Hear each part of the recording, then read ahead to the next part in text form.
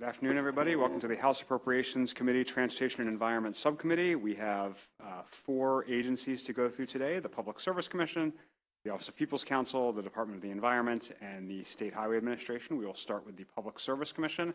And while the analyst is speaking, Chair Stanek and whoever you need from your team, please feel free to come to the table. But I'll turn it over to Samuel Quist, our analyst. Great. Thank you, Chair Corman. My name is Samuel Quist from the Department of Legislative Services. This is the analysis of the budget for the Public Service Commission. In FY24, the budget totals $25.2 million, which is an increase of approximately $1.1 million from the FY23 working appropriation.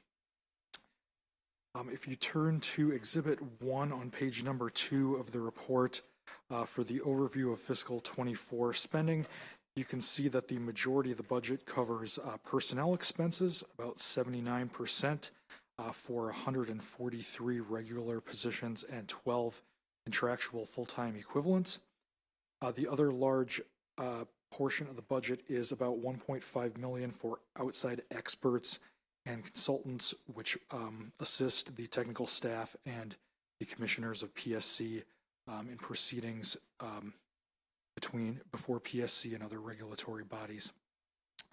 The other item I would point out on this chart is that for the second consecutive year, the PSC budget includes approximately $400,000 from the Retail Choice Customer Education Fund for outreach activities for consumer education and outreach.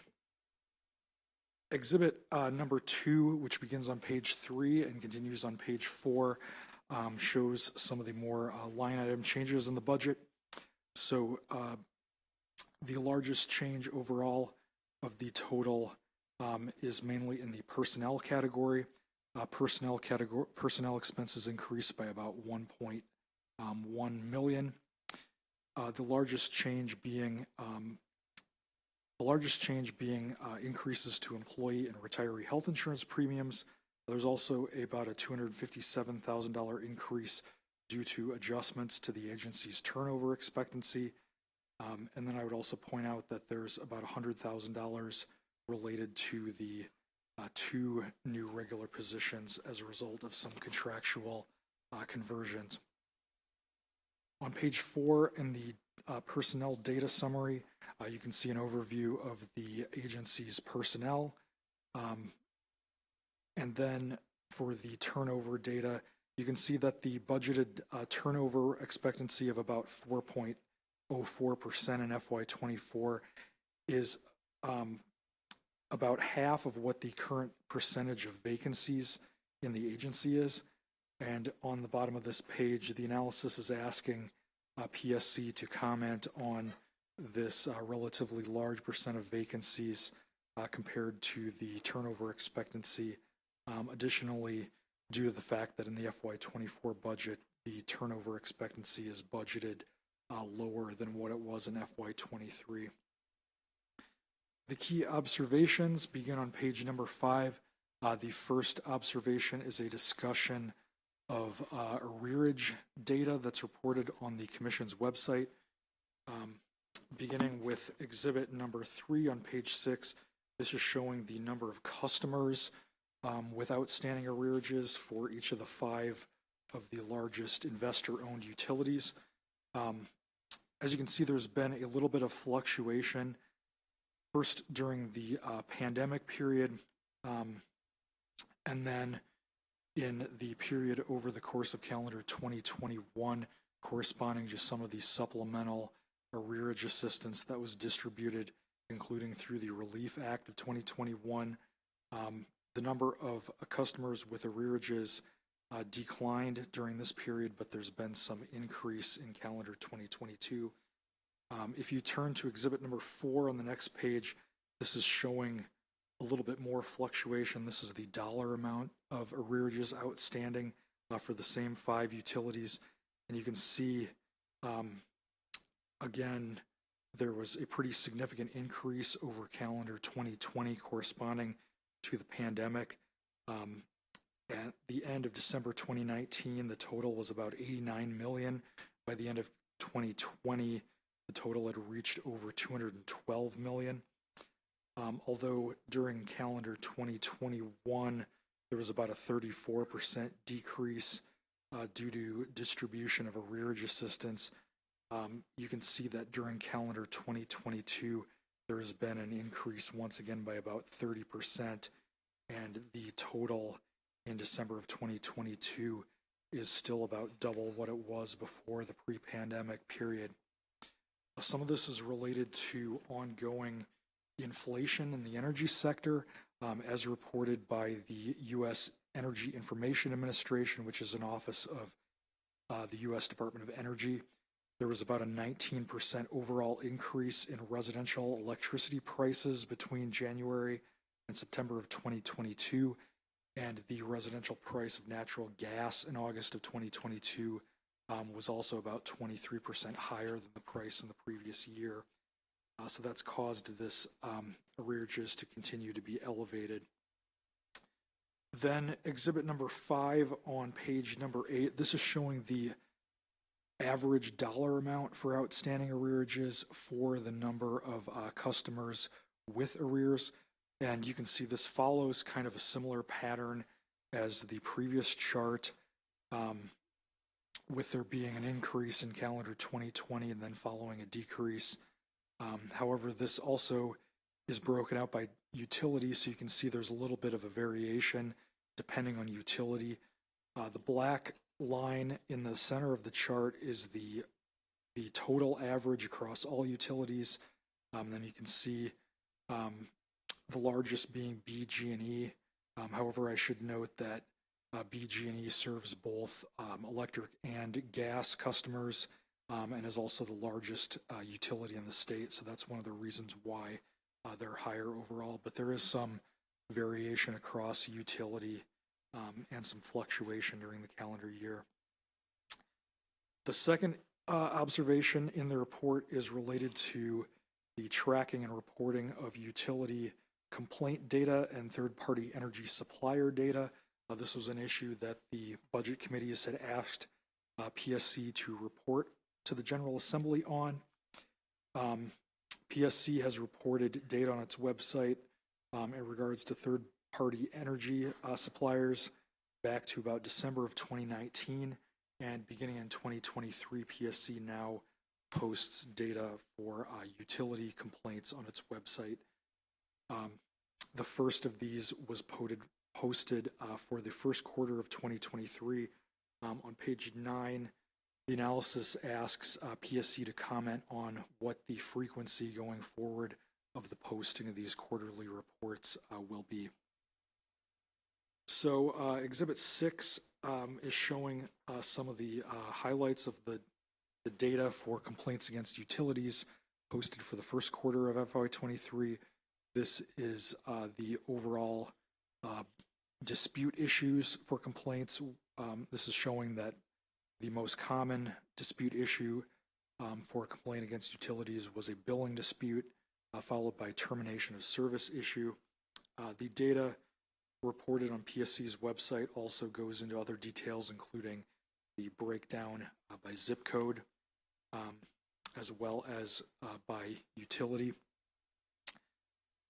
And then the other item that the Budget Committees asked PSC to report on to the General Assembly last session was in regards to marketing practices by third-party energy suppliers.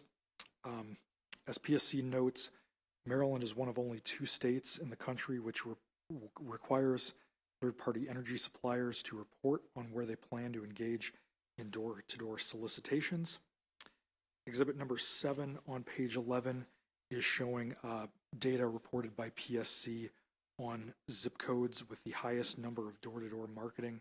These are the top 10 in the state, and as you can see, 9 out of the top 10 are located either in Baltimore City, Baltimore County, or zip codes which overlap the two. PSC reported that during the reporting period of November 2020 to October 2022, there were a total of 29 third-party suppliers reporting door-to-door marketing activities with an average of about 18 per month. Then the last item that the report highlights, beginning on pages 12 and 13, is related to Public Conference 56, which was initiated by PSC related to Federal Infrastructure Investment and Jobs Act funding. Part of this is requiring utilities to report on applications for federal funding related to some of the competitive grant programs in the IIJA related to the electric grid and electric grid infrastructure and resiliency programs. One of the largest of these is the Grid Resilience and Innovation Partnership, overseen by the Department of Energy's Grid Development Office, and the quarterly reports from the utilities as of February 1st has indicated that there have been preliminary concept papers filed related to this program. However, there has not been formal applications for funding issued as of February 1st. Lastly, on page 14 for the recommended actions, DLS is recommending to concur with the governor's allowance. And that concludes the presentation, and we can take any questions. Thank you. Thank you. Any questions for the analyst? Great. Thank you, Samuel. Before I turn to you, Chair Stanek, I always like to point out that occasionally for my day job, I have to make filings with the Public Service Commission. You can find all that and more in my public ethics file. And then while I have the microphone, I just want to say I read in the papers there might be some changes at the PSC. I just want to thank you, Chair Stanek. You've always had a great responsive relationship with the subcommittee, except the time you sent Commissioner O'Donnell to present your budget. But we really appreciate all the work you've done over the past few years with us and for the state. So thank you for that. And let me turn it over to you for your comments. Thank you, Leader Corman. And as you noted, there will be upcoming changes to the Public Service Commission. This will be my last appearance before this subcommittee. Good afternoon to the members. I'm accompanied today by Amanda Best. She is our new budget director at the PSC. The analyst report by Mr. Quist represents a comprehensive review of the PSC's activities over the past year, and the PSC concurs with his recommendation. I am proud to lead the PSC and the 156 employees that comprise this agency. I'm particularly proud of the fact that over the past recent years, we've received 3 upgrades from independent rating agencies reflecting the stable and constructive regulatory environment that this commission has achieved. I would note that from 1993 to 2017, the commission received 6 consecutive downgrades. So the fact that we've received more upgrades than any other Public Service Commission in the entire United States tells a lot about the people and the regulators, the professional regulators that work up in Baltimore. As an independent agency, we're charged with the regulation and oversight of public utilities, public transportation, and other agencies that we'll discuss in a bit. We're funded primarily by assessments on the revenue of public service companies, and we do not rely on 1 penny of the general fund. You'll note that our proposed allowance is just over $25 million. We are an economic regulator. We are a grid reliability regulator. We're a public transportation regulator. We're a consumer protection agency. And we're also charged now with laws related to labor, the environment, and the preservation of natural resources. We've also found ourselves in the center of both climate and sustainability commitments that this state has embarked upon. That is a lot to balance with the responsibilities of my 156 staff, all while attempting to maintain just, reasonable, and affordable public utility rates. But at the end of the day, and I've said this before, our job is solely to represent the public interest. During the current fiscal year, we've processed thousands of filings that were made to the Commission by various parties, including a number of large utility rate cases, and I expect a record number of rate cases to be submitted this year.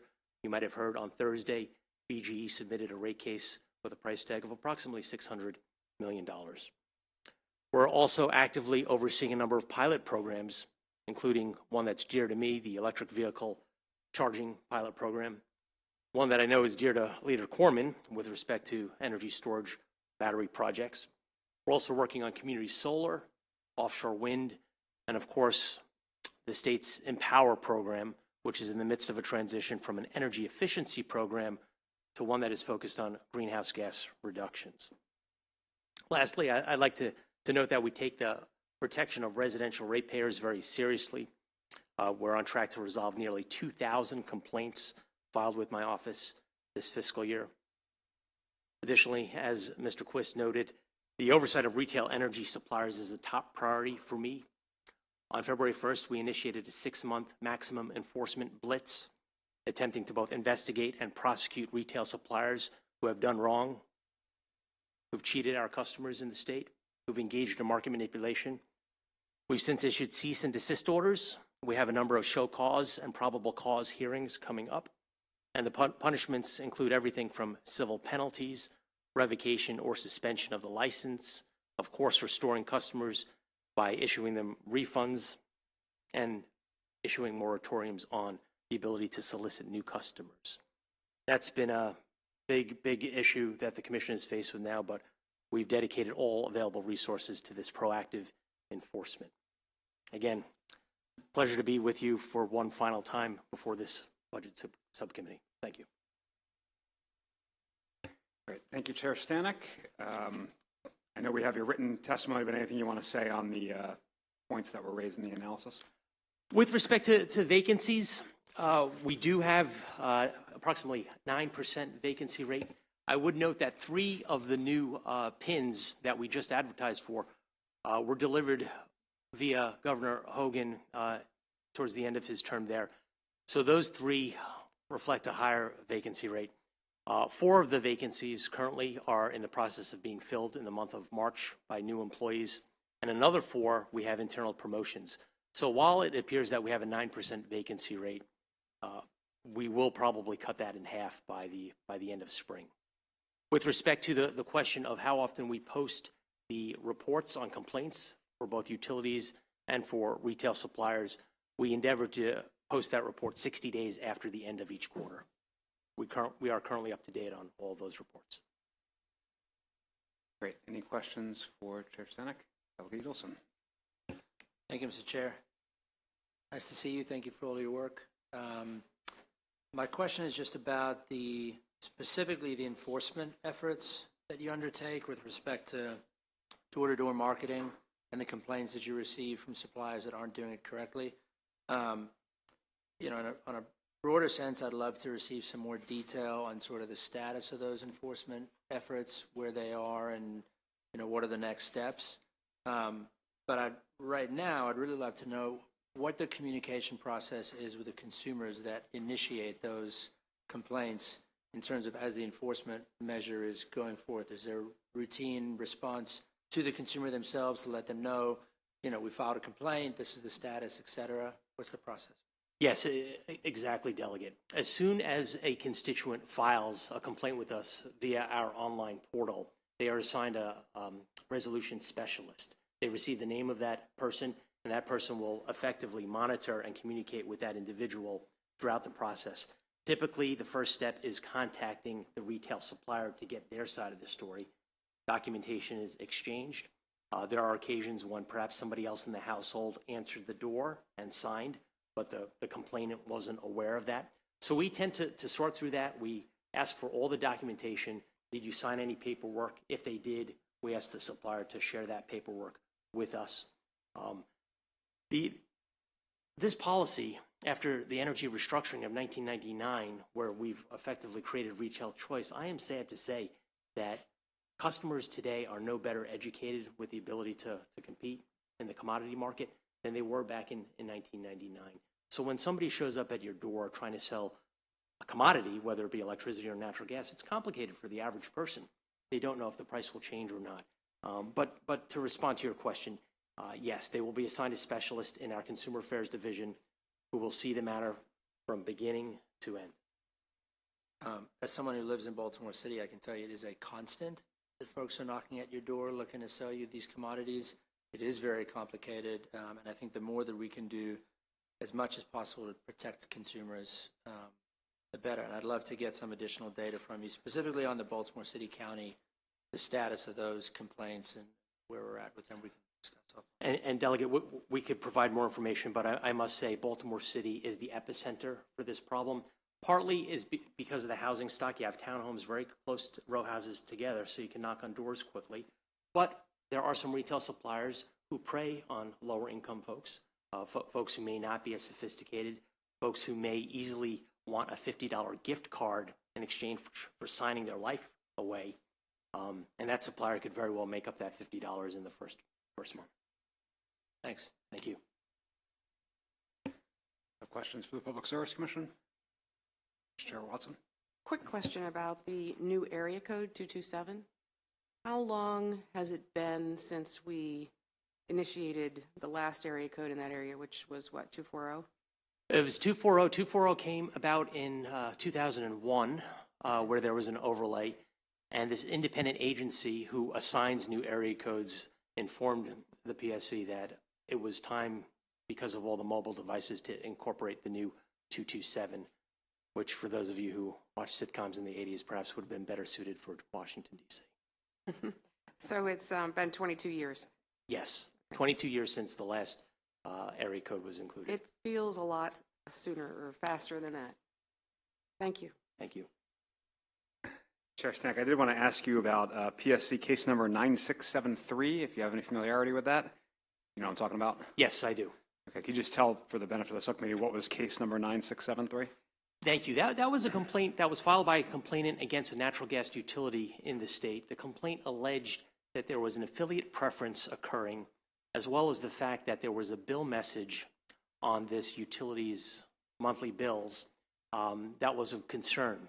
The bill message stated something to the effect that natural gas is clean, efficient, and reliable, and made a statement that using natural gas could remove X number of cars from the road, or is equivalent to planting X number of trees.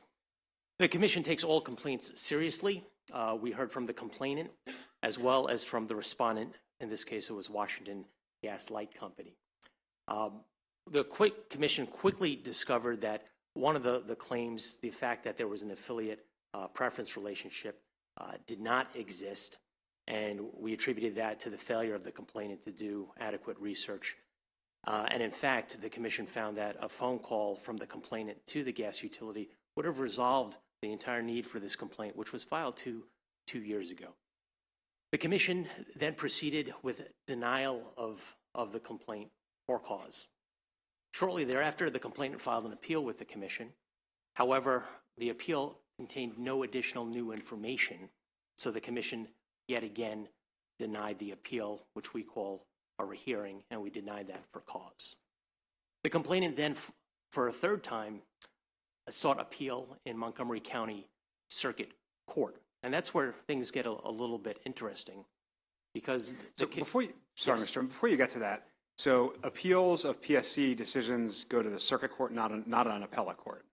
That is correct. Appeals of all PSC decisions go to the circuit court. Okay, so I do some federal regulatory work, and usually a federal regulatory agency, an appeal goes right to the appellate level and skips sort of the district court. Is that, I mean, you've done federal work as well. Is that your understanding? Yes, it skips the District Court of Maryland, but it still goes to the trial court, which is the circuit court in Maryland. So it is a little different than federal practice, and all of our cases, many of them are heard in the Baltimore City Circuit Court. But of course, then the petitioner could always file for Court of Special Appeals, well, now the Court of Appeals, as well as the Maryland Supreme Court. So in terms of that appeal process, I mean, given your federal experience, I mean, do you think this process works, or should we consider skipping to the appellate level like they do in the federal process?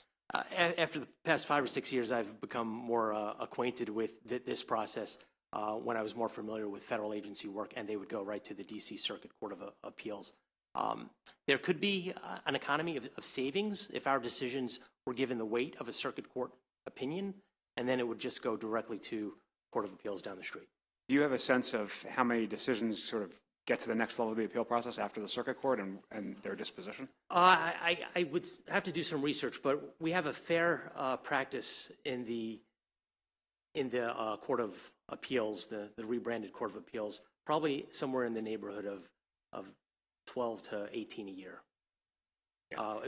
Very rarely, less often do we go all the way up to the Court of Whatever it's called. the Supreme Court now, yes. Yeah, well, let me get back to your story about where things got murky. So things got a little interesting in the Montgomery County Circuit Court. In those proceedings, we're represented by a PSC solicitor. They provide a memorandum to the court. In this case, the solicitor what he does is he takes a look at the commission's decisions. And all the commission decisions are signed by the commission, and they have my name as well as the 4 commissioners' names on them. The memorandum is not reviewed by the commissioners, but instead is reviewed by the general counsel.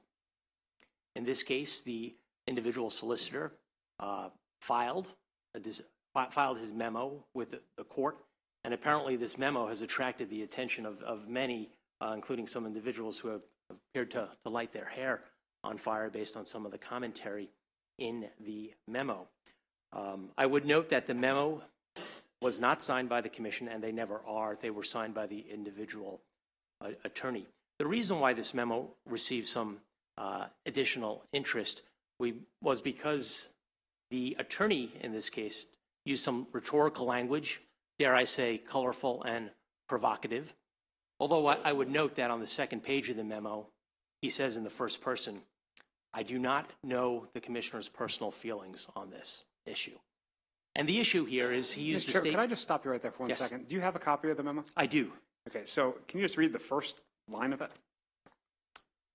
Yes, the Maryland Public Service Commission hereby submits this memorandum of law in response to the above captioned petition for judicial review. Okay, so I appreciate the solicitor signed it, but he was representing a client, right? Yes, we are the client. The commission is the client in this matter, correct? Okay, continue. Sorry to interrupt. So there was some additional language, and what particularly caught the attention of some in particular quarters. And Mr. Leader, I appreciate you asking me this question because I've never actually been asked this question before. This is the first time it was posed to me.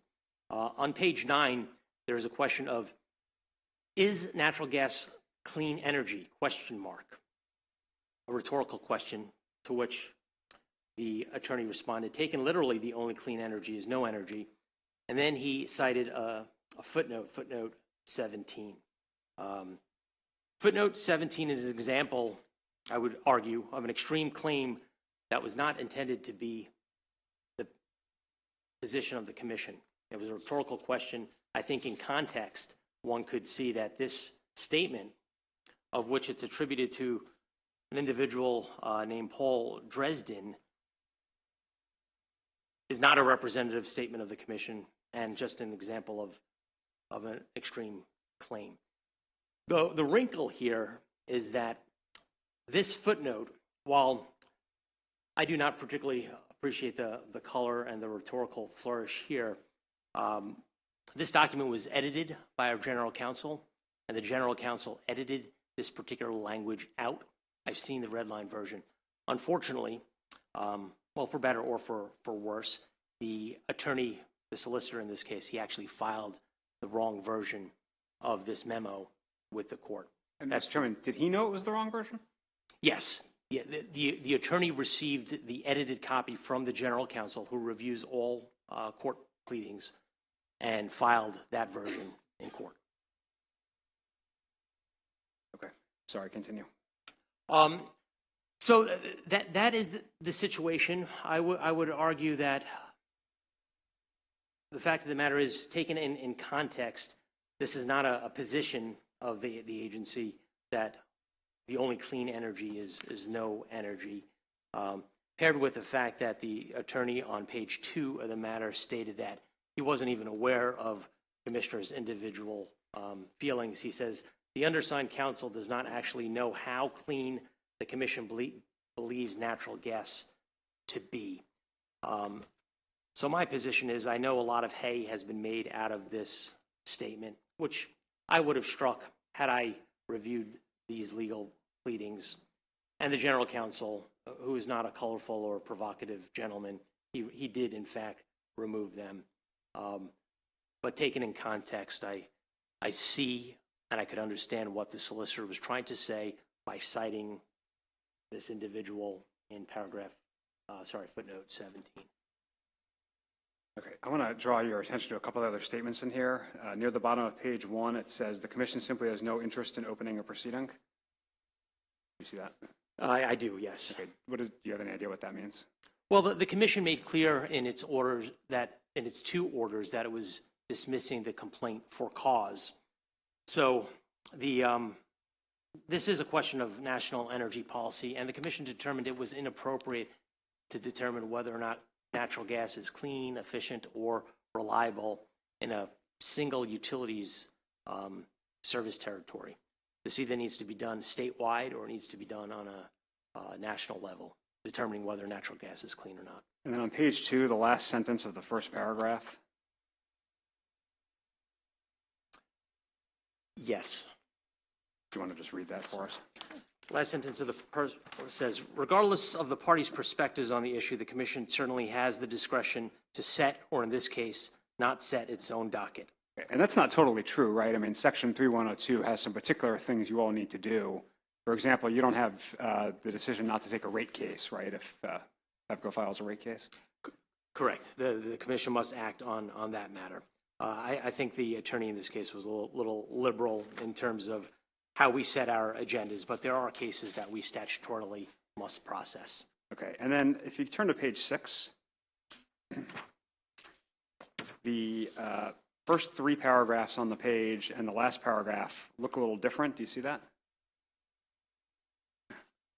Yes, the font size is different. I suspect this was because it was cut and paste. The standard of review is typically identical in each of these memorandums. Yeah. Do you recall if that was edited by the general counsel? I don't recall if the formatting was edited. Okay. I copy and paste all the time in my work, as I'm sure most people in this room do. But this does all these different comments, some of which, as you just said, are wrong, or maybe done in poor taste or typos, sort of raise the question of how the review is being done before things are being submitted. And if this was edited by the general counsel ahead of time, why was the wrong version submitted? And if the wrong version was submitted, was there any effort made to correct the submitted version with the court?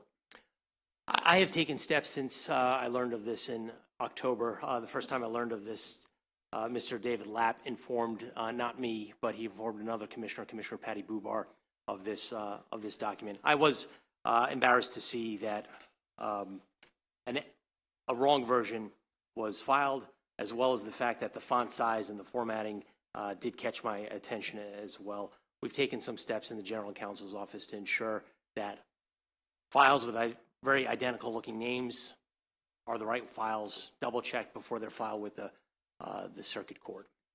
Okay. We may ask for more information about those steps, Mr. Chair, but I won't hold folks up here any longer. Any other questions for the Public Service Commission? Okay, thank you to my colleagues for your indulgence. And again, Chair Stanek, the last few minutes notwithstanding, I do appreciate the relationship we've had and the work you've done with the subcommittee over the past few years. So thank you. I appreciate that. Thank you. Colleagues will now turn to the Office of the People's Counsel. While our analyst is getting geared up, Mr. Lapp and your team, feel free to come to the table, and I'll turn it back over to Samuel Quist.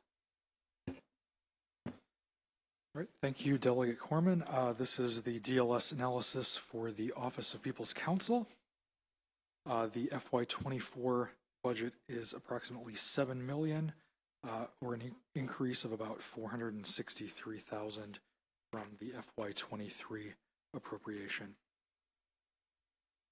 Exhibit number 1 on page number 3 shows the overview of the FY24 spending. As you can see, about half of the budget covers personnel expenses for the office. And then the other large category, 43% for outside experts and consultants. Similar to the PSC, the Office of People's Counsel retains contractual experts on staff to assist with technical assistance in proceedings it is involved in.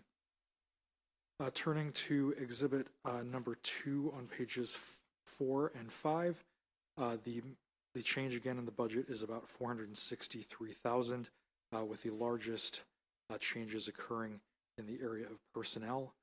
Overall personnel expenses increase by about $787,000, which are partially offset by decreases to contractual personnel expenses.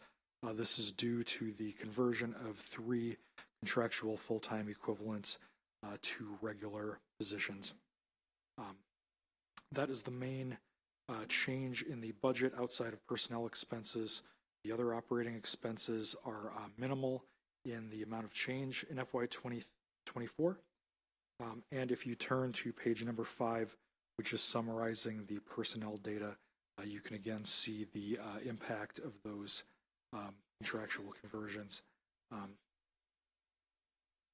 Lastly, in the key observations section, beginning on page number 6, exhibit number 3, this is summarizing data on the number of cases and proceedings that the office is involved in. And you can see that in FY22, after a decrease in FY 2021, the amount has increased back to similar to FY 2020 levels. And then finally, there's also an exhibit number 4 on the next page, that is summarizing the number of calls to OPC for assistance. This had also declined in FY20. However, it has since increased in 2 consecutive years in 2021 and 2022. Lastly, the DLS recommendation is to concur with the governor's allowance, and I will conclude there. Thank you, Mr. Quist. Any questions for the analyst? Okay, we'll now turn to the Office of People's Counsel, Mr. Lapp. Yes, good afternoon, Delegate Corman and members of the committee. I'm David Lapp here for the Office of People's Counsel, and with me is William Fields, Deputy People's Counsel. We appreciate the thorough review of Mr. Quist, and we concur in his recommendations. I won't repeat the descriptions of the PSC's activity that you just heard from the chair, except to say that in all those activities, OPC is very involved, and we also have a number of cases before the Federal Energy Regulatory Commission, and we also have a consumer assistance unit, and those are some of the calls that Mr. Quist just referenced. I don't have other prepared remarks. I did want to, if I could, respond just briefly to the discussion that just occurred about the gas utilities marketing. I really, there's a lot that could be said about that. I wanted to clarify one point because it keeps reappearing. It has appeared in different commission briefs, despite our efforts to correct it. And with respect to the affiliate issue, so there was a gas utility that made this marketing, and there was an affiliate of the gas utility that was the commodity supplier. And we were trying to determine who was responsible for that messaging. And Chair Stanek said that a phone call from the complainant, and that is OPC, to the gas utility would have resolved this issue, and he said the issue did not exist. Well, in fact, OPC had several phone calls with the lawyers for the gas company. We have email exchanges with the gas company to try to determine who was responsible for the marketing. And Washington Gas, the utility in this case, filed a motion to dismiss our complaint. And I believe it's the first or second exhibit, actually included the email exchange between OPC, our lawyers, and Washington Gas's counsel, and it showed that Washington Gas told us that the affiliate was responsible for that marketing, and that's why we filed the complaint against both the gas utility and its affiliated supplier, and wanted to learn more about that relationship and how the marketing showed up on its bills. And in its motion to dismiss, Washington Gas changed its mind. It reversed its story and said, we are responsible, not our affiliate. And I don't want to, dwell on this further. And then they changed their mind the third time after we filed our opposition to the motion to dismiss. So we heard several different stories from the gas utility. The point being that the implication that we didn't reach out with a simple phone call to resolve that issue is incorrect.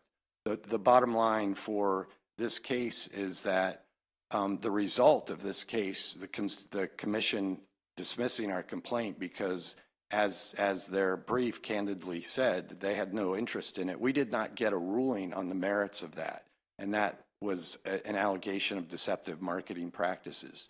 And we are the statutory representative of residential customers, and if we can't get a ruling on that, Nobody can, because the public utilities are regulated by the Public Service Commission, which means that if you go into court to try and complain about deceptive advertising, there's a good chance the court is going to tell you this issue has to be resolved in front of the Public Service Commission.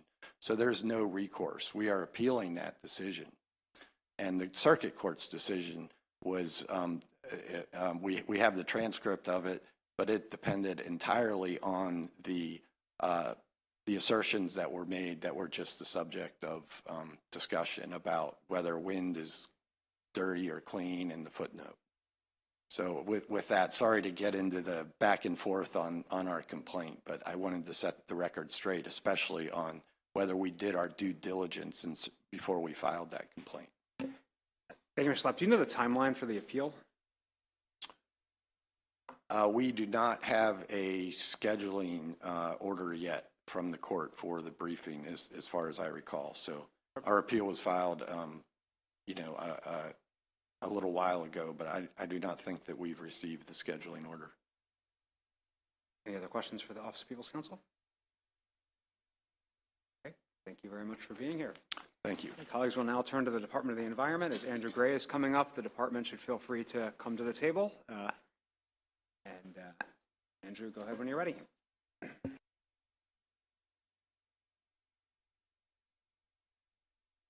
Thank you, Mr. Chairman. I'll now present the Maryland Department of the Environment's fiscal 2024 budget analysis. On page 1, you see there the budget increase is $26 million, or 10.7% to $217.6 million in 2024.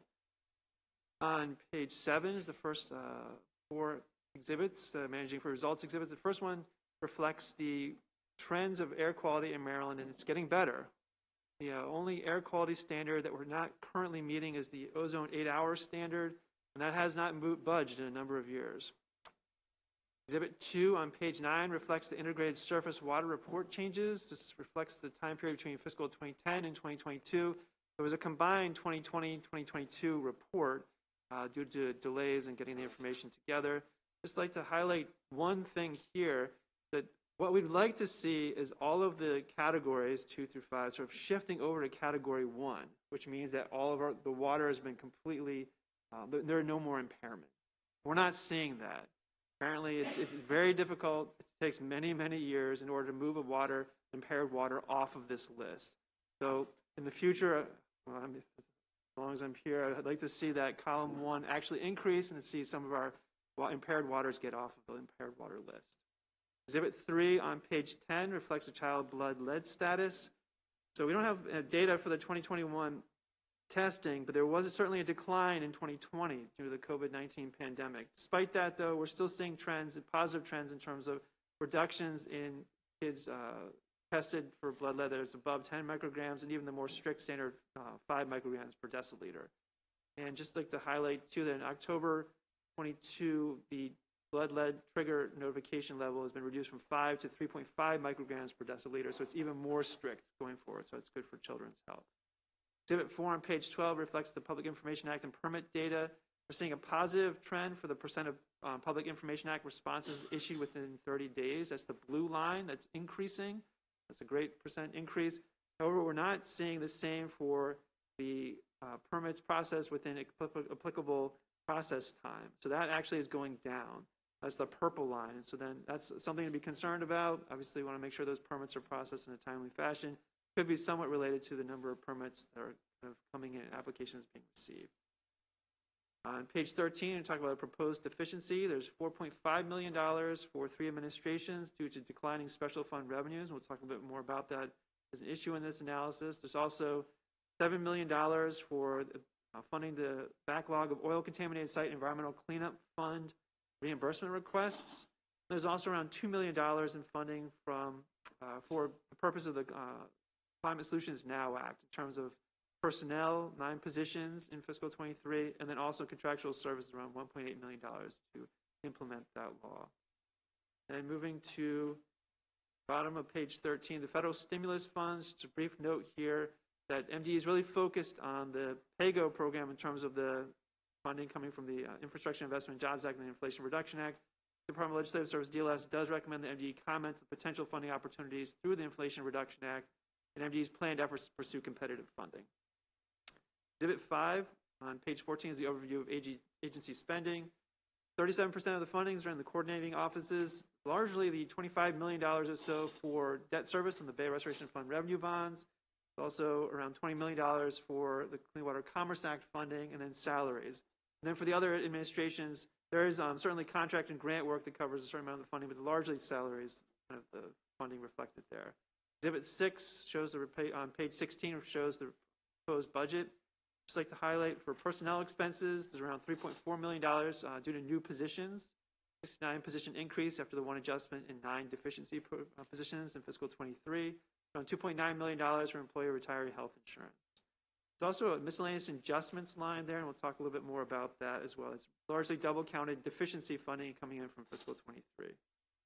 The environmental policy category of funding here is around $1 million for muscle restoration projects funded by the Exelon Conowingo settlement. And there's around $500,000 for the PFAS chemicals, the forever chemicals take back requirement by chapters 138 and 139 of 2022. In terms of some of the large decreases there, there's the one-time deficiency for the oil contaminated site environmental cleanup fund reimbursement requests, and there's $15 million Bay Restoration Fund funding for the Million Tree program. That funding is now being allocated in general funds. It's no longer reflected in special funds in Department of Environment's budget. Then in terms of the operations funding, just one major change here is the Bay Restoration Fund revenue bond debt service goes down by $5 million in the bottom of middle of page 17. This is once again due to the fact that we're kind of getting closer to our 2030 deadline in terms of when the bonds will actually mature. In terms of personnel funding, or just a little bit of information here on page 18, but a question the Department of Legislative Services has raised about how the Department of the Environment budgets its personnel expenditures. So what happens is when the actual expenditures come in, they're not reflected in the right sub-objects. So it doesn't allow us to be able to compare from year to year exactly how their personnel expenditures are changing. This has happened for a couple of years now. Funding was restricted in last year's budget in terms of confirmatory letter being submitted to reflect that being addressed. It was addressed. The agency did submit the information, but it didn't make it to the Department of Legislative Services as part of the fiscal 2024 allowance, unfortunately. So that happened. Miscellaneous adjustments is another component of this, where there's a large amount of money that's being reflected as a kind of catch-all category or kind of holding category in terms of they allocate it out in the rest of the year. But that doesn't help us understand how the changes between years are occurring either.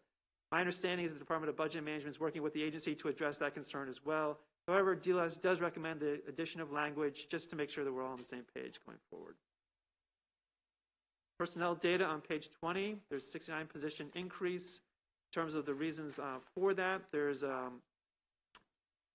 35 positions in the Water and Science Administration, 8 positions in the Land and Materials Administration to address discharge permits, the zombie permits, the administrative leak extended permits. The addition of 24 positions in the Water and Science Administration to increase staffing within the water supply program due to some concerns that we'll talk about issue a little bit later in the analysis. Well, we'll talk about it right now. Page 22, the first issue, the water supply program understaffing. So the Mayor's Attorney General had put out a press release in December 2021 reflecting concerns that a private consultancy group's report to the U.S. Environmental Protection Agency, CADMIS was the group, had detected that there were challenges in our water supply program, not apparently adequately funded, and we had some deficiencies in terms of staffing as well. And there's also increased workload considerations too. So the question is, how is that going to be addressed? Because that could potentially lead to a situation in which there could be some compromise of water quality in Maryland if we're not being able to do the oversight we need to do.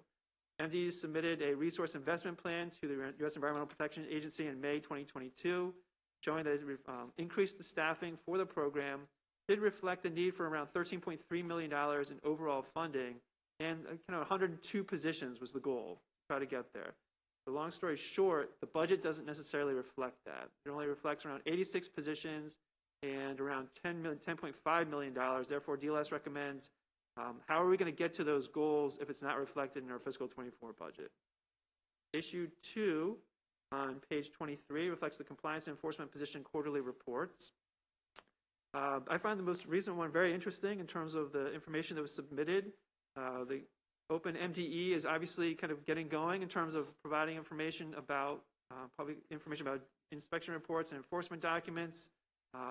There's also interesting enhanced compliance oversight that occurred in the Curtis Bay area after a explosion at the CSX coal terminal, and the use of some interesting technology that allowed for determining for volatile organic compounds leaking from a fuel processing facility, which is leading to an investigation. And there are a couple additional notes there in terms of how the program is working, or how the kind of inspections are working, and there's also reflected in Maryland Department of Agriculture's budget as well. DLS recommends that the annual enforcement inspection position strength assessment and vacant position budget bill language be added again. Issue 3 on page 24 concerns special fund shortfalls. We talked about the deficiency appropriation of $4.5 million in general funds in fiscal 23. So this is a pattern now we're seeing over a number of years where general funds are needed to supplement the agency's budget in largely 3 administrations: the Water and Science, Air and Radiation, and Land Materials Administration. So this is a concern from the polluter pays principle perspective. Obviously, if we were having our fees set at the appropriate level, then the polluters of the kind of the regulated community would then be able to kind of address the administrative needs of the program.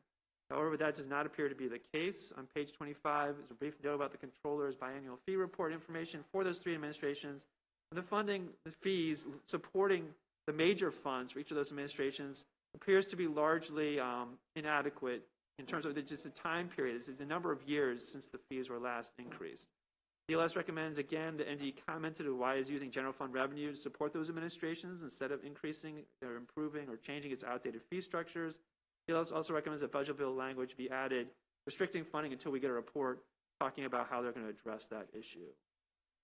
4th issue starts on bottom of page 25. This is the Maryland Used Tire Cleanup and Recycling Fund annual report. The report has been submitted and shows an excellent sign that the private individuals are being held accountable for the scrap tire cleanups. Therefore, the state is getting the cleanups without having to actually spend the money to do it itself. DLS recommends that the language be added to restrict funding for the report again, since it's very helpful to have that information. Recommendations on page 26. The first one is restriction of $200,000 until the submission of the Maryland Used Tire Cleanup and Recycling Fund annual reports. Recommendation number 2, the $200,000 restriction until the personnel expenditure is resolved issue. Recommendation number 3 on page 27 is a $100,000 restriction recommended until information is provided about the fee structures for the 3 administrations that are receiving general fund support. And the 4th recommendation is something that applies to both the Maryland Department of Agriculture and the Maryland Department of the Environment. It's a restriction of funding until the enforcement and compliance reports, quarterly reports, are submitted. Unless there are any questions, that concludes the presentation. Thank you. Andrew, any questions for the analyst? Okay, we'll now turn to the department. Secretary McElwain, hopefully I got that right. We're close. The floor is yours. Thank you. Good afternoon, Chair and Vice Chair and committee members. I'm Serena McElwain, Secretary of Environment, for the record. With me, I have Suzanne Dorsey, the Deputy Secretary, MDE. I'll start by saying we did respond to the recommendations and submitted our formal request back. So I'll just hit a couple of things since you do have the full address that we submitted. So there's a comment about fees, and I want to address that quickly. I do agree that we have an issue with not raising fees. I don't think we've raised fees over probably 10 years now, and we have been supplementing those important programs with general funds. So I committed to looking at the fee structure going forward, and I'm hoping eventually, very soon, we will not be relying on general funds to support those programs. So that's my commitment on fees. Another issue that was brought up are vacancies in the department. I agree that we have an issue with staffing. We're at about 10% now in terms of where we are. 10% vacancy rate. We are getting that down very quickly. We have 94 vacancies. 50 of those vacancies are actively being recruited right now, so we're really down to 5%.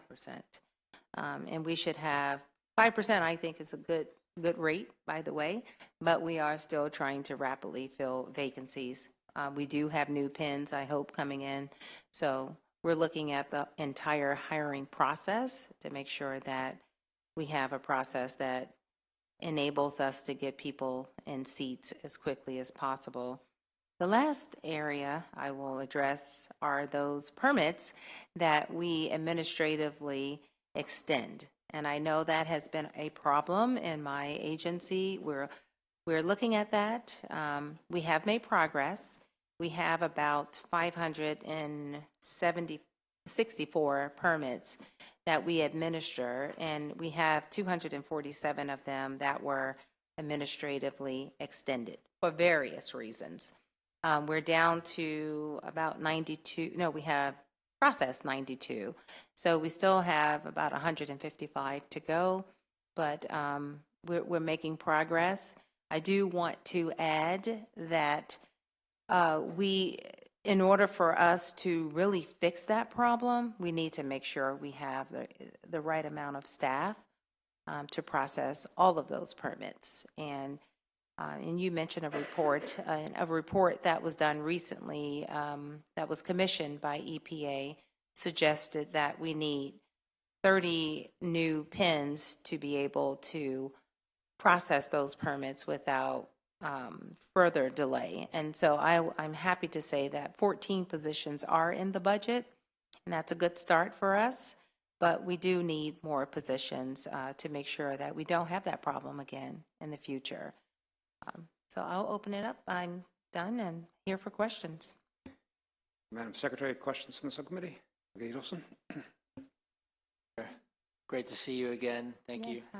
Hi. Just a question specifically on the enhanced compliance oversight procedures regarding the CSX terminal explosion. Is there anything you can share with us about the status of that investigation, when we can expect a report, anything along those lines? Yeah. We're going to, Director Hoagland is here. He has more specifics on that case and can give a quick update, please. Happy Thank to. you. For the record, Chris Hoagland, Director of the Air and Radiation Administration. So for the CSX facility specifically, we commenced an enforcement action against the facility related to the explosion that occurred in December 2021. And we completed that action last year. We assessed a penalty and directed the bulk of penalty funds to a project in the community being run by community groups to renovate a formerly vacant property into a community center. For the Enhanced Compliance and Oversight Initiative, that was broader. That was for the entire Curtis Bay area and some surrounding neighborhoods, where we identified all of the sources in the area, including sources that we don't ordinarily inspect regularly because they're sort of small general permit sources. And we, over the course of the summer, did supplemental inspections at all of them to ensure that we're taking a really close look at all of the facilities in the area.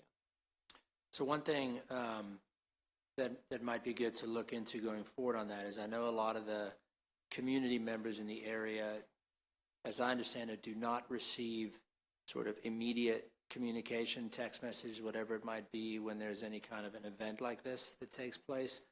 My understanding is it's something that they either have to request or opt into, whatever it might be.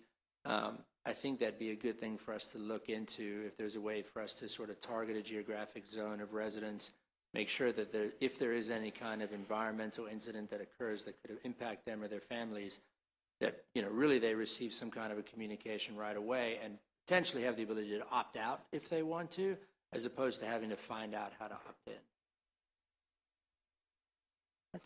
I appreciate that. We'll definitely look into that. Thank you. Madam Vice Chair? Thank you, Mr. Chair. I have actually 3 questions for you, and good afternoon. It's good to see you again. Too. When you talked about fees, I just want to clarify. What you're really talking about is basically charges that entities pay who pollute. Correct. Okay. So when we talk about fees, we're not talking about raising fees on residents or citizens or anything like that. We're talking about having the entity that is causing pollution pay enough fees to support the operations of what an MDE does. Correct. That's the whole. In those areas. That is correct. That's the point of Yeah, the programs, it's the polluters pay, yes. Right, and the polluters have not been paying their share recently. They have, but They've been paying their share? well, the problem, the problem is, the reason why the fees are, we don't have sufficient fees is because some of the polluters have done well and graduated from the program, meaning we are no longer collecting fees from them. And so now we have a deficit. So we have to look at ways to bring fees back to where they need to be. Right, and we'll look forward to seeing that report from you. Yes. Second question is on inspections. The data in the report from the analyst says that inspections, the number of inspections that MDE conducts is down. And in 2022, we had 130,000, which sounds like a lot. And I'm sure their inspectors are out there working very hard, and I know that we are short on some inspectors. But in 2019, which I think is the more comparable year because it was sort of pre-COVID, we had 171,000. So that's a big delta, and I'm just wondering if you had any comments on that. Well, I wasn't here, but what I do know from my questions, I asked the exact same question because that number was alarming to me too. I think the pandemic started around that time though, and that it did impact the number of permits that inspections that were done. Do you want to add a little more? I know I think that one issue is vacancies, and the Secretary has addressed that with her commitment to address the vacancies. And all of our directors are prioritizing communities impacted by environmental justice concerns and getting all required inspections completed throughout the state of Maryland. Right. Okay. The pandemic, though, the numbers in 2019 were 170,000. Yeah. And in 2022, we're 130,000. So, we were only as strong as our enforcement mechanism. So we just need to do better there. And I know you've committed to that. So thank you. Last question for you is with regard to the last audit, which was through the period of October 31st, 2020. But we just received the report, I guess, in March of 2022. And there were 4 findings, 2 of which were repeat findings. And I am just asking whether you feel the department has a handle on the 4 findings, especially the 2 repeat findings, and whether we will see them again in the next audit. Very good question. Would you talk about those findings? Yeah, I'm looking at our report right now, and I've got the 2 findings about related to technology enterprise services received from during fiscal 20 and 21. Are these the findings that you're referencing? I'm referencing the publication requirements. I am not referencing MDE. Thank you. You are off the hook on that one. Well, I'm happy to hear. The next agency better have been paying attention. Okay, so that's all I have for you. Thank you. Thank you. You got to do spoiler alert before you do that, Madam Vice Chair. Delegate Metzger. Mr. Chair, it's a good action report over there, just jumping up out of your chair. Finding that. Thank you. I promised I wasn't going to ask about the Back River wastewater, so I'm going to kind of alleviate from that for just a minute. But when you're looking for jobs, what specific jobs are, we hear these jobs, but we never hear what specific jobs. And can you elaborate a little bit on that, what you're looking for, just for my own conversation with people? As it relates to Back River? Yes. Is that what you're referring to? Yes, ma'am. Well, which one of you want to talk about those jobs? It'd probably be Lee, but as you're coming up, come on up, please. Thank you. I know we, inspectors, right? We need inspectors, permit. Yeah, I think, hi, Lee, for the record, Lee Curry, Director of Water and Science Administration, Maryland Department of the Environment. We're talking about 2 types of jobs. I think you're asking about jobs at the facility. Right. One, what's needed at the facility. And I think that's a workforce issue, not only in Maryland, not only at Back River, not only in Maryland, but across the nation. What we're looking for is maintenance folks, so they can do the maintenance at the facility, and also operators. When you say the operators, and I'm asking this because I know that one time we had talked about working with the community college, and if you had a halfway good employee at the facility, you could kind of give him a little promotion and send him to school to get that civil engineer. Is that kind of in the working again, or Was it ever into working? There are some actions that, for example, Maryland Environmental Service, one thing that they do is they work with the Board of Water and Waste System Operators, and they have a training program. So it's like an apprentice program. You start out after high school, then you get to the first level, the next level, the next level. One of the things with Back River specifically, it's like our large wastewater plants, it's very advanced. So it requires a high level of technical expertise and a higher level of operator certification. So that there's two parts to that. One is having the workforce that's available and folks that are trained, and two is making sure the salaries are at a level that people will stay in that location. That was something that was brought up also at Back River. I'm asking this because I hope you hear my heart on this. Mm-hmm. This is a serious issue, and it's really got me concerned, particularly this past weekend, that there's a health issue that's going to come, and I think we're going to get in a lot of trouble if we don't try to advance this, propel it really fast. I can agree. This is absolutely a serious issue, a workforce issue. The department oversees the Board of Water and Waste System Operators. That's the group that actually license the operators. And two, we're working with that board. We're working with the Maryland Environmental Service, and we want to grow. We're working at tools that we can use to get folks from high school into this field so we can get that young workforce growing. So I'm clear on this, that MES is going to be there through April 30th, but is that a maintenance issue, or is it part of the project that they're still finishing with the previous governor put a lot of money into renovating and remodeling, but They didn't fix the real problem?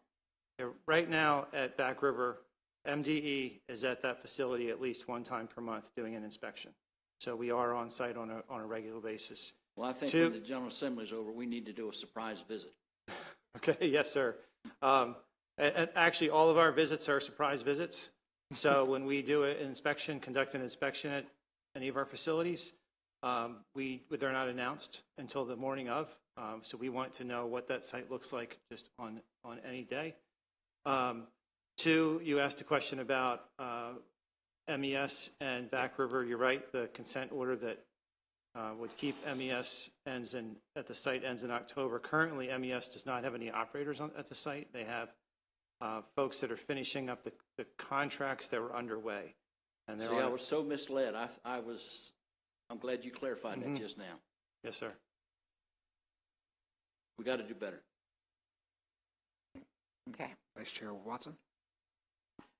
Well, I do want to go back to the audit question, but this is actually your audit, and just wondering how confident are you that you're now checking to be sure that the lead inspection certificates are in place as required for rental housing? Okay, so the lead, He's here. In terms of our lead registry, you want to answer that? How confident are we in terms? Sure. I mean, come up here. So, for the record, Tyler Abbott, Director of the Land and Materials Administration, Department of the Environment. And, with the lead rental registry, that was something that was a long work in progress. I know everybody waited a long time for that to actually come out and be what it was. When that program did get to its, final operating condition, there were issues with the, certificates being tied to the actual, link that would pull up online. And now we have our utmost confidence that, our system matches the information that we have. And when we are, brought from, a rental owner that maybe these aren't matching, we're able to match the certificate to the, posting online very quickly. It does not take long to have that turnaround, but it is something that when you're dealing with paper records, sometimes, what is a 8 might look like a 0, and that led to some issues. But now that everything's becoming fully, electronic and online, our confidence is, ever growing, and it's becoming, very exact. Okay. I can tell you that I'm confident that I will look into it and make sure that when we have our next audit, we're addressing those issues. That's great. And just one last quick thing is the environmental investment in overburdened and low-income communities. You all were doing some work on that, and one of the things that you had committed to were public meetings in spring of 2023. I'm just wondering if those have been set up yet. Are you involved with that? Yes. Okay. Would you like Yes. to address it quickly? Yes. Do you Yes, want we any have to- details? Would you can send those to us if you like? Absolutely. we'd Yep. be happy to do. And we look forward to that report at the end of the year. Thank you. Thank you, Madam Vice Chair, and you got a little bit ahead of me on the overburdened and low-income communities. The actual report's due June 30th, not the end of the year. I guess the end of the fiscal year. You're already a appropriator over there, thinking about the fiscal year, close to the end of the fiscal year. Yeah, I know there's some interest in aligning those, but definitely interested in the schedule of the meetings. Also curious, you guys sent an update on November 28th, the first report, a short letter, and it frankly didn't have a lot of information. So is there any more information you can add now about what's going on with the process to respond to the committee narrative on this issue? Well, I would say what we addressed in the letter 1 through 4, we can get into details, but we have made a lot of progress in all of these areas. The only area which I think you're most concerned about is we did ask for an extension on this was number 5. I think we asked for the extension. Yeah, it was the extension that was asked to align the due date with the final report with the independent commission. Right, and details on that is we asked for the extension because we're working with the Independent Commission on Environmental Justice and Sustainable Communities, and they're actually responsible for some of the ask for us in terms of particularly defining overburden. That's something that they're working on that now. So we don't want to duplicate efforts, and we just need time to work with them. Great. So on point 1, for example, discuss the identification of overburdened and low-income communities. That work's not complete yet because the commission is still working on how they're precisely going to define it. Is that? Mm-hmm. Correct. And then not mentioned really in the letter, but in the committee narrative is the point about the 40% of spending. Is there any kind of interim update on that? So all of our funding is aligned with the Justice 40 goals. So in fact, all of our permitting, compliance, investment decisions, all of those are using our EJ screen as it stands today. We just mentioned that it doesn't have the overburden definition in it, but certainly our investment strategies are aligned with the Justice 40 goals. Yes, sir. Great. Appreciate that update. I do not see any other questions from my colleagues, so thanks to the Maryland Department of the Environment. Colleagues, we will now turn to the State Highway Administration.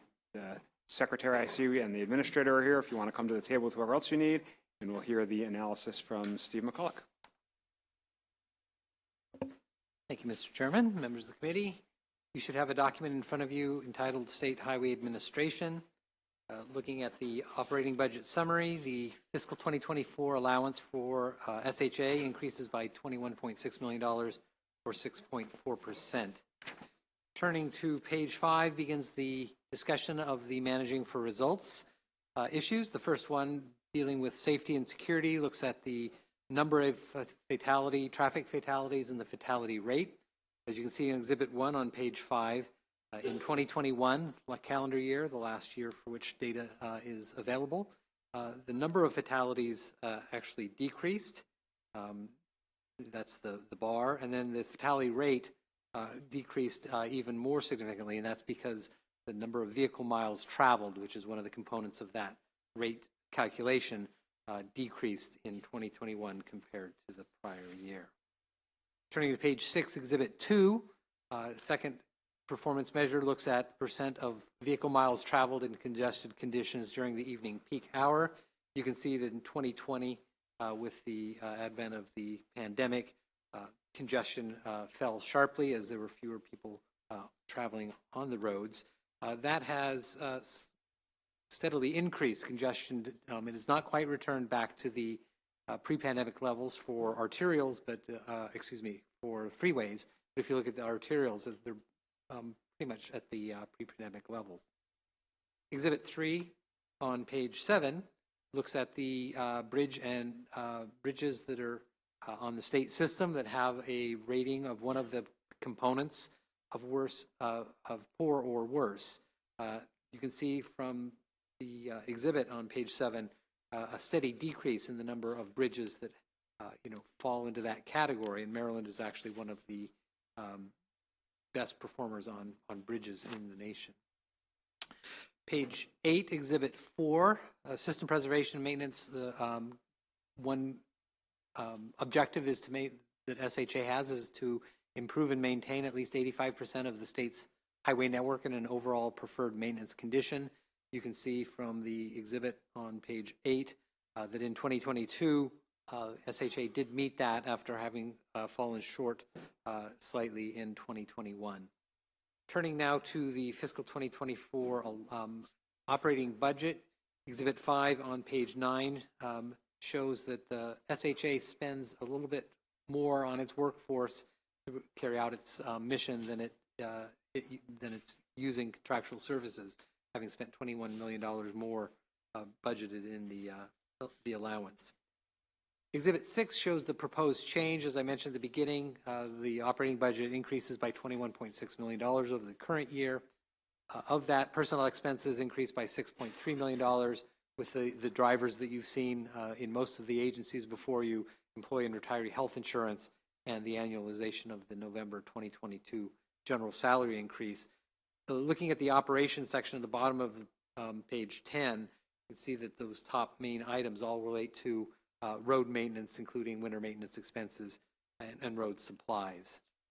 We'll, on page 11, talking about winter maintenance, budget language added to SHA's fiscal 2020 budget stated intent that it budget its winter maintenance expenses at the 5-year average, ending with the most recent actual year. The 2024 allowance complies with this. It budgets $80 million for snow removal. The 5-year average ending with last fiscal year 2022 is 79.98, so it rounds exactly to $80 million. We'll note that in the current year, as of the beginning of February, SHA had expended only $21 million due to the mild winter, so it's likely that that amount will, the average will decrease after this year. On page 12 shows the operating personnel data. SHA lost 3 positions in interdepartmental transfers. As you heard in the Secretary's office, 3 positions that were supporting capital programs with cultural resources and communications moved into the Secretary's office to provide those same type services for the entire department. Budgeted turnover for SHA is 8%. As of the beginning of this year, they had a 12.1% turnover, which means that they could hire an additional 122 positions before the beginning of the fiscal year and still meet their budgeted turnover, even if they had realized no additional vacancies for the entire year. Looking now at the PAYGO capital program, on page 13, Exhibit 7 shows the state aid highway user grants. These are budgeted in the SHA section of the budget.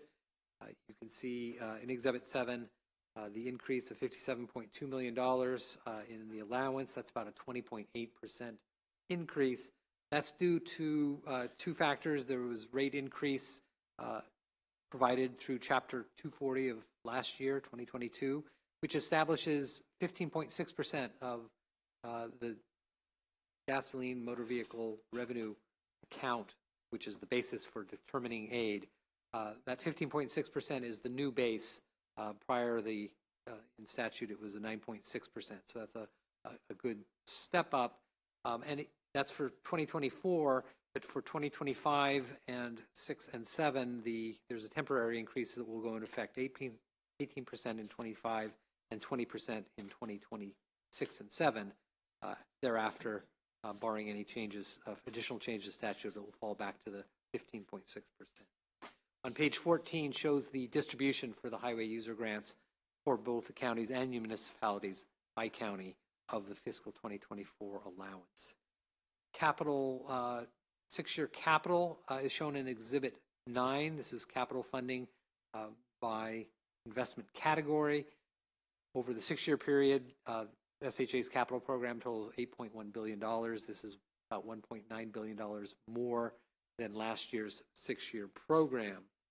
At the bottom of 15, we note that the Infrastructure Investment and Jobs Act, IIJA, which added $1.4 billion in enabled projects for this 6-year period.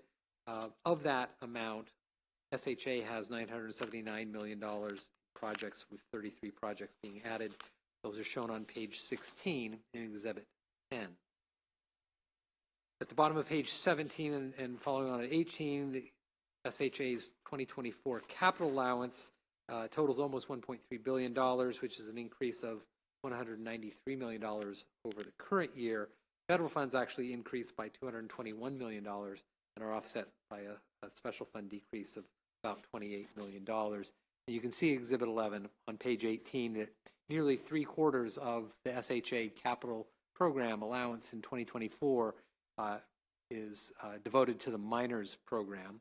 And on Exhibit 12 on page 19 then breaks out that minor program funding of $945 million.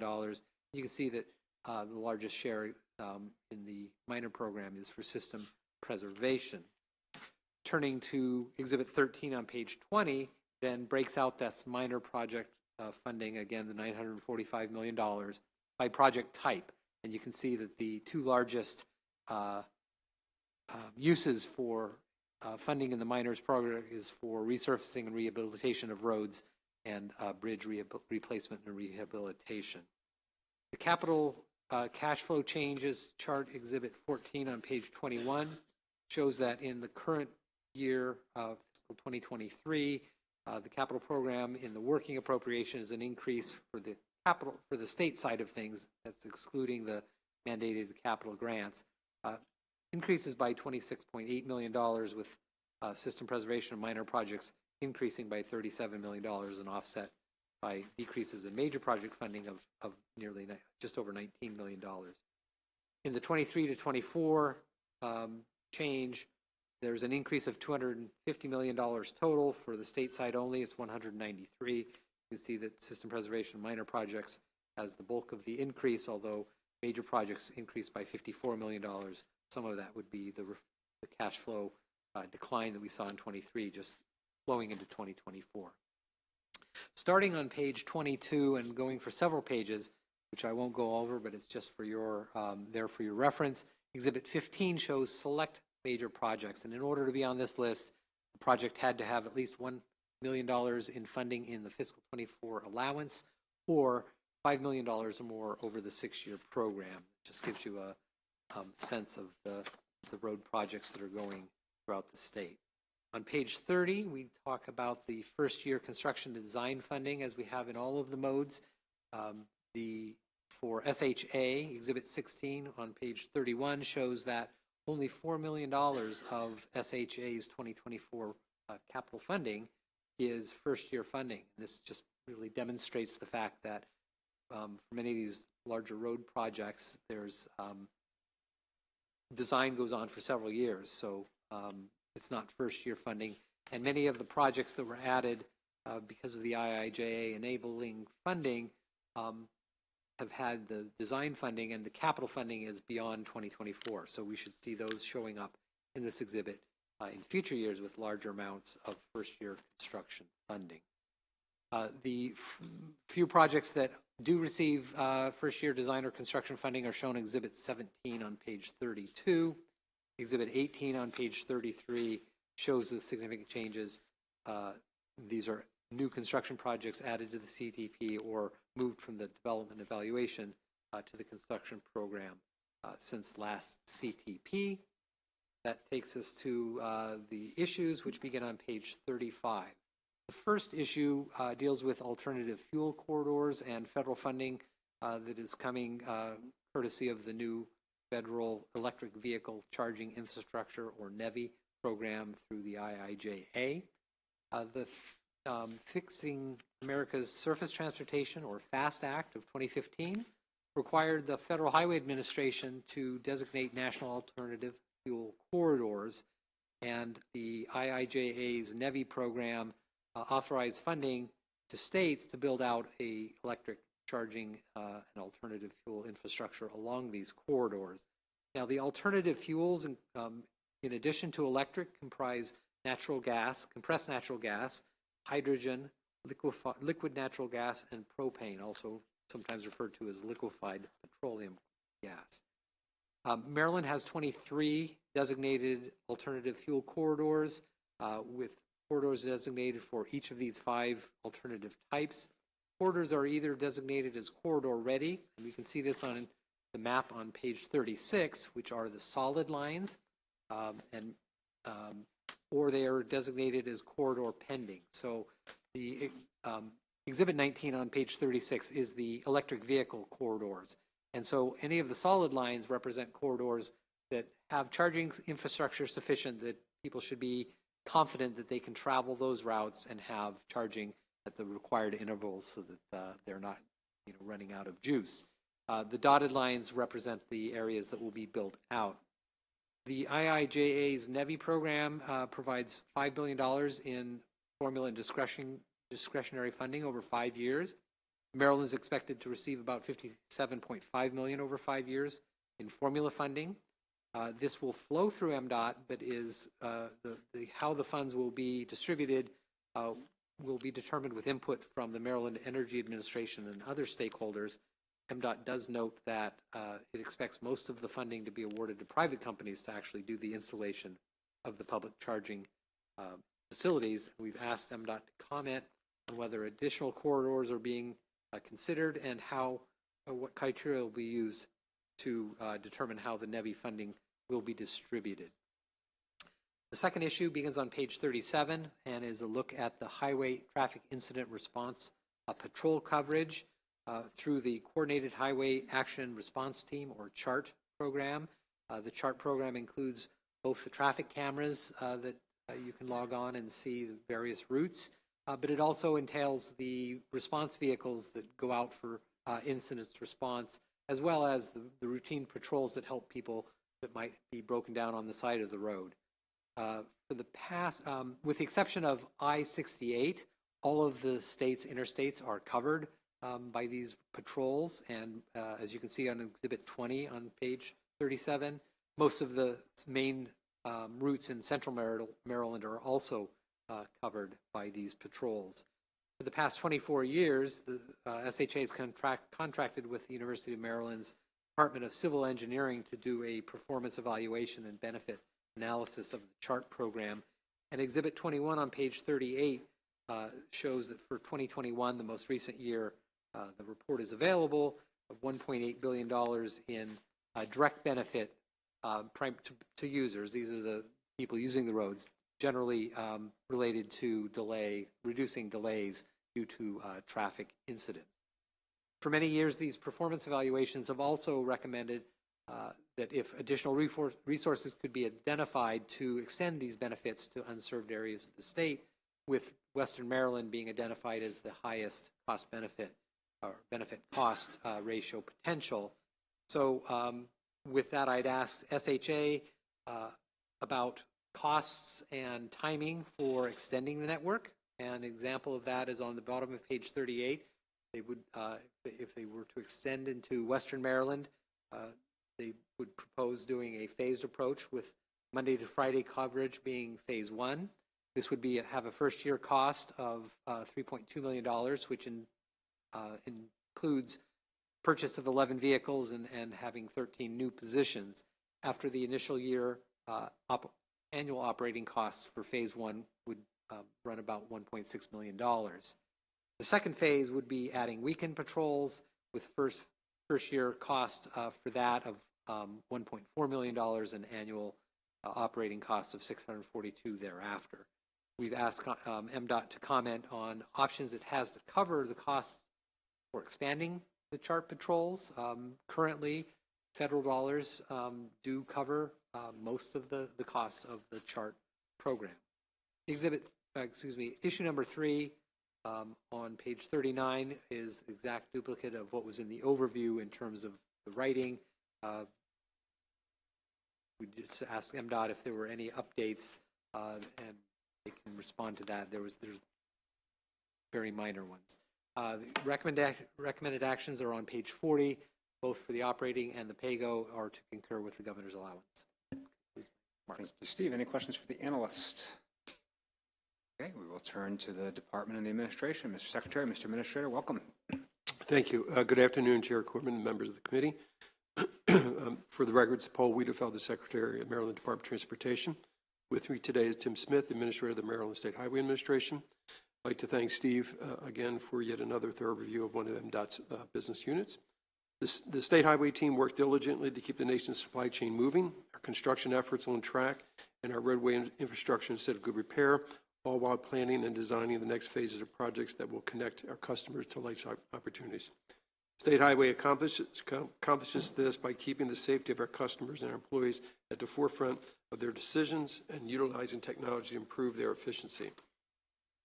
We are very fortunate for the much-needed infusion of federal funding from the Infrastructure Investment and Jobs Act. It allows us to move forward with projects to better protect our vulnerable users, to harness technology to implement congestion relief solutions, and to maintain our critical infrastructure in good condition. We're looking to the future with a focus on preserving what we have, planning for the future projects, and building what we can to further support improving life in Maryland. We are committed to delivering these projects of all sizes that help all the customers to get safely to their destinations. I'll now turn it over to Tim Smith to review the analyst report. Thank you, Secretary. Good afternoon, Chair Corman and subcommittee. Normally, when I'm coming here, I'm about to provide you some updates on the winter and highlight of that. Unfortunately, well, I guess fortunately for me, we've had 70-degree weather last week and not as much winter, but we have had weather events in Maryland, and while we've been spared kind of the frigid cold, it does not mean we haven't had those kind of intense rain events, and they have put a strain on our infrastructure. And when I'm talking about infrastructure, I mean our drainage infrastructure, those beneath our pavement. So last year we faced several challenges with failed drainage pipes, one on I-270 in Gaithersburg, southbound, one on 97 near the Baltimore Beltway, and one near Annapolis here in US 50.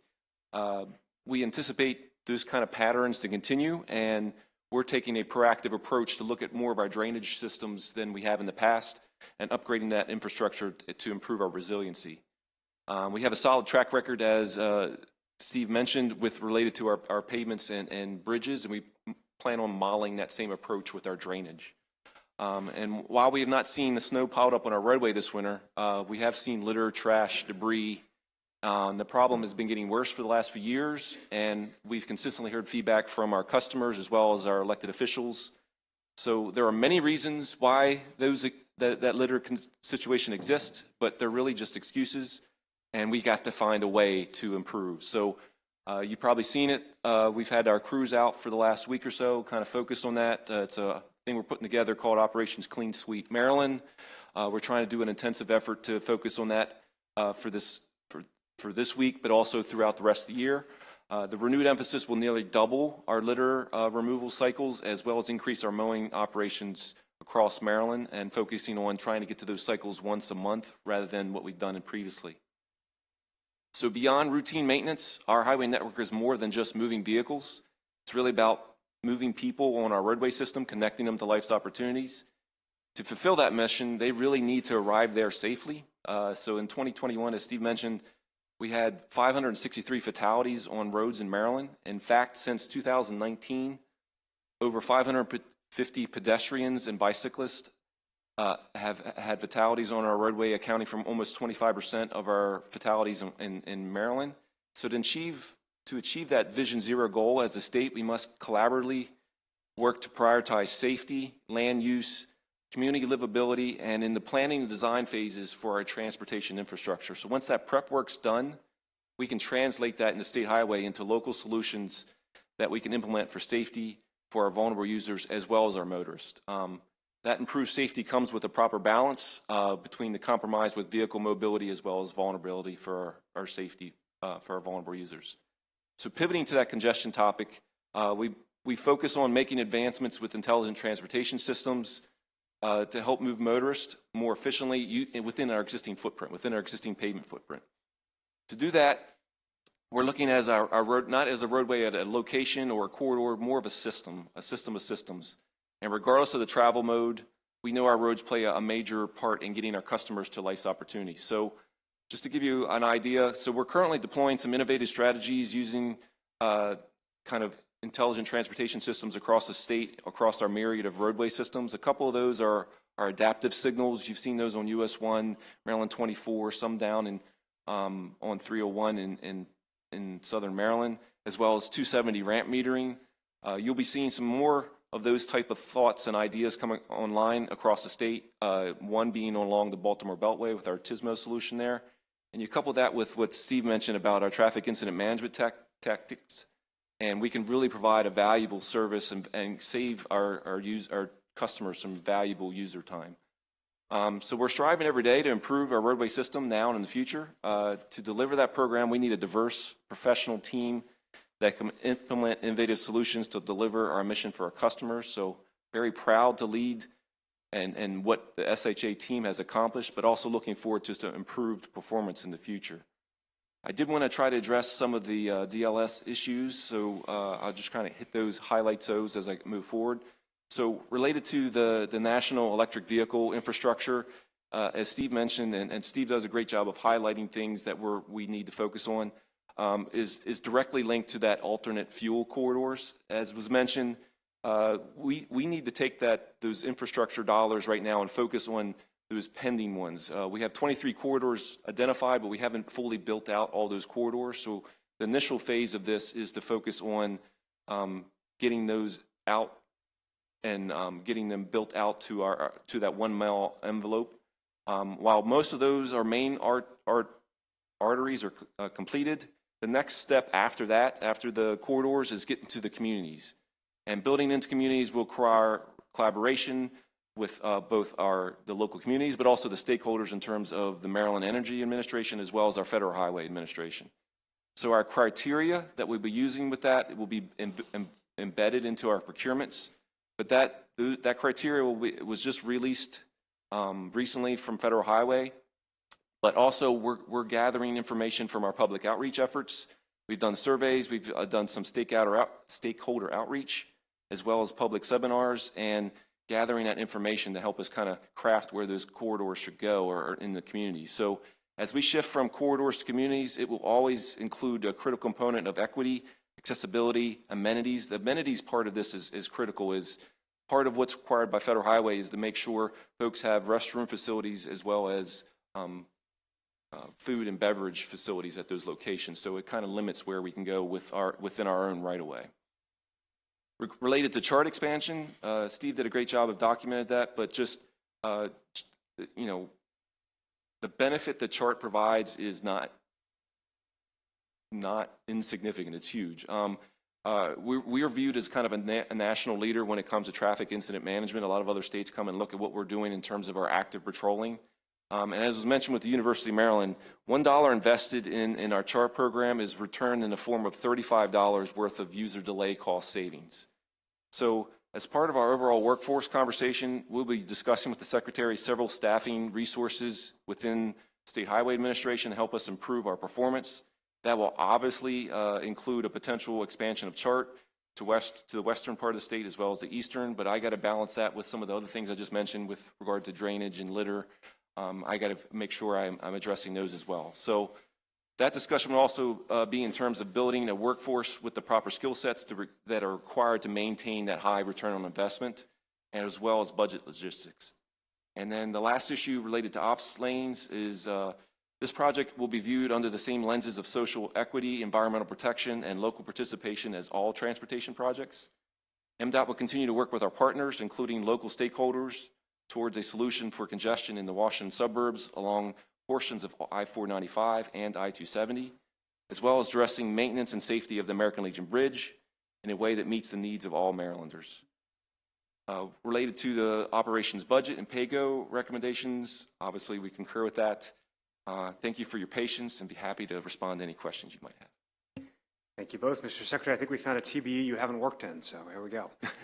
Madam Vice Chair, you have a question? Okay, after that spoiler, you don't have a question? Okay, any other questions? Delegate Edelson? Thank you, Mr. Chair. Yeah, I had a question. Good to see you both. Thank you for the presentation. All the way at the end, in the DLS report about the audit findings, finding number 3 was that certain, not I don't think I'm stealing, Madam Vice Chair's. Okay. Finding number 3 was that certain SHA employees potentially violated state ethics laws by overseeing contracts in which a qualifying relative had a financial interest. Certain of these were not properly disclosed, and then permissible disciplinary action was not taken when certain of these related contractors performed unsatisfactorily. I just want to know what steps we're taking going forward to make sure that this, obviously is rooted out, doesn't happen again, and that if there is permissible disciplinary action in a situation like this, that we are taking. Absolutely. So we've put together a team focused on ethics that involves both our legal team as well as our HR and administrative side, and we're reviewing those. The challenge with these were, it's an expectation of the employee to divulge some of those. We're not actively always going out and pursuing that, but when we're made aware of it, we're obviously addressing that. If it's a qualifying relative, we put together a non-participation clause that they need to separate and put the proper internal controls in place. Even to that point, we've out of an abundance of caution, even if it's not a qualifying relative, if it's like a nephew or some other things, because those folks can be close as well, basically put together a mitigation plan that involves their supervisor as well as that senior manager of that area to make sure we were putting together the proper internal controls to make sure staff are doing what they need to and doing the right thing. Appreciate it. Thank you. Vice Chair Watson. How many staff members do we have again at SHA? Total number of roughly 3,000. Right. I read your response to that, and it seemed like it was, what Delegate Edelson mentioned, it seemed comprehensive to me, and I hope that we will not see that repeated in the next audit. But speaking of repeat audit requirements, finding 1 and finding 4 were repeated. So one has to do with publication requirements and the other has to do with malware protection. We know that sometimes audit findings get repeated, but we really don't like to see that. So can you tell us where you are with those 2 in particular and how we are sure they're not going to be repeated for the 3rd time? Okay, so for the first one was related to basically publication or transparency with our contracts in EMA. And the vast majority of those contracts were related to our emergency procurements related to winter. Previous management felt like that was adequate to go to the Board of Public Works. That was, obviously, we got feedback from both the legislative auditors as well as our own legal department that we needed to put that in EMA so it's transparent. So what we've done is actually put some additional internal controls in place that they can't initiate that contract without, you can't get a blanket purchase order until it goes through finance first. So we put some additional belts and suspenders to prevent that from happening. So they can't trigger that until it's been made public and available on EMA. Related to the malware issue, some of that challenge is just as you have devices like these, sometimes it's tough to get folks wrangled to get them in. We've put some additional measures in place to make sure we are routinely bringing our staff in to check their IT items. And luckily, not happening today. I know that's happening because even at the several CTP events, it starts saying I need to reboot my computer with additional protection that needs to be added. So I know at least on my machine, it is working. Okay. And you're confident we're not going to see them again? That's the plan, yes, ma'am. Good. Well, you mentioned winter and in your response and also earlier, and we know that you have generally budgeted in the neighborhood of $80 million, and we've spent about $21 million. Do you have plans for the whatever the excess will be for reassigning it or redistributing it? Well, right now, our operating budget and our winter budget are separate. Any dollars that I do not spend on the winter budget, the gentleman to my left gets to decide what our priorities are. So we'll be obviously discussing that and focusing on what we're getting from our customers, but also what we need from an asset management perspective as well. Okay. And I wanted to ask you about TSMO. First of all, you did come out to Howard County, or we had a virtual meeting or something where that program was explained in detail to some of us on the call, but would you please, just for the benefit of the people here in this committee and maybe who might be watching, explain what that is and why it's important and how we are going forward with that new technology? Yeah, so TSMO is an acronym for Transportation Systems Management and Operations. It's kind of a multiple facets, but basically what you're trying to do is use technology as well as strategic and tactical deployment of resources to make the most efficient use of your footprint, meaning our chart system is considered a TSMO solution there, meaning our chart trucks are going around, and when we see a disabled motorist or we respond to an incident, their job is to respond quickly and set up MOT to get traffic moving as quickly. The things we're looking at from an infrastructure as well as a construction deployment standpoint, as the Vice Chair mentioned, is looking at opportunities where we can have adaptive signals that makes it more efficient for folks to get through at an intersection. It's not going to necessarily cut your commute time in half, but it will save you seconds a day, minutes a month, hours a year. Other opportunities are that coupled with some minor geometric improvements. We're also looking at part-time shoulder use. So what we're looking is trying to use our existing footprint as efficiently as best return on investment as we can. And most of it involves intelligent transportation systems, or I like to affectionately call it doodads and widgets that we can put on traffic signals and other devices. And you have different phases for that, and you plan to use it across the state. Correct. And that's going to help us a lot. That is the plan, yes. Okay. I look forward to really seeing that implemented in that first, where you call it, I think you call it phase one or system one. System one, yeah. It's right there in Howard County, 40, 70, 99. Right. And to be honest with you, the ramp metering that we placed on I-270 is another version of TSMO. So we're trying to, like I said, make it most efficient use of the space we have available. Great. That's really encouraging. Thank you. Great. I'll just do the parochial thing. First of all, thank you. Derek Gunn does a great job in District 3 for us, and I appreciate that his predecessor, Andre Futrell, in the back of the room also keeps an eye on me, too, so thank you for that. I wanted to bring up two roads in particular. One's not in my district. I'll start there. Georgia Avenue, Maryland 97. There's been a series of horrific fatalities there between mostly Connecticut and Randolph. I don't expect to have an update off the top of your head, but would just welcome an update when possible about any efforts going on there to try to address that. Of course, if you have any comments now, I would welcome them, but I just sprung that on you. So I know that corridor is part of what we're looking at in terms of, you heard me mention about vulnerable users. We're looking at opportunities we can deploy active transportation solutions to make it safer for both motorists, but also more importantly, our vulnerable users. Yeah. And the other road is Maryland 187, Old Georgetown Road, where you have taken action, and I appreciate that. A lot of times people like me spend time banging on you to all take action, and you took action there. And we just need to make sure we're getting that action right and that we're striking that balance that you described earlier. So I would just ask for your commitment to keep working with us and the community, as you and your team have been, to make sure we're figuring out the appropriate solution on Old Georgetown Road for all the users, including those vulnerable ones that you mentioned. You have my commitment on that, sir. Great. Any other questions for the agencies? Terrific. Well, thank you both very much. We do have a couple of public witnesses signed up. Cheryl Court from the Coalition for Smarter Growth and John Corin from Bike AAA. Come on up.